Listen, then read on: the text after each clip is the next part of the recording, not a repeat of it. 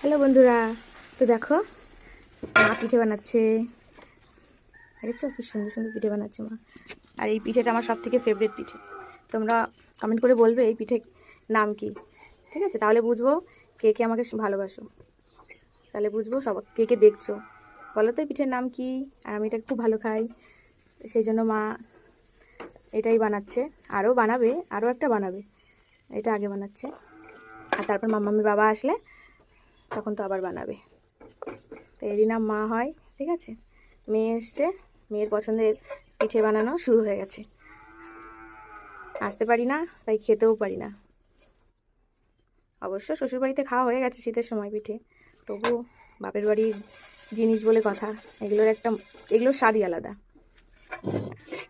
আমাদের মতন যারা মেয়েরা তারাই বুঝবে যে বাপের বাড়ি কী জিনিস আর মায়ের ভালোবাসা। ও আমার মাম্মা মতো খাবে। তো দেখো পিঠে কিন্তু রেডি হয়ে গেছে, মা এখন আরেকটা বানাতে গেছে। তো দেখো এটা ধরে দিয়েছে সবটা, হ্যাঁ, যে তুই যে কটা পারিস সেখান থেকে সব খা। আমি সব খেতে পারবো, কারণ আমি পিঠেটা এতটাই ভালো খাই, আমি সবই খেয়ে নিতে পারবো।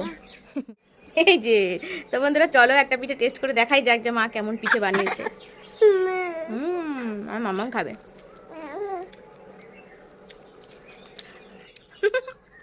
দারুণ দারুণ। তো তোমরা খেতে চাইলেও চলে আসতে পারো আমার বাপের বাড়িতে, অনেক কিছু খেতে পারবে। আমি এসছি না, এখন অনেক অনেক আইটেম স্পেশাল জিনিস বানানো। তো চলো বন্ধু, খেয়ে নিই। টাটা।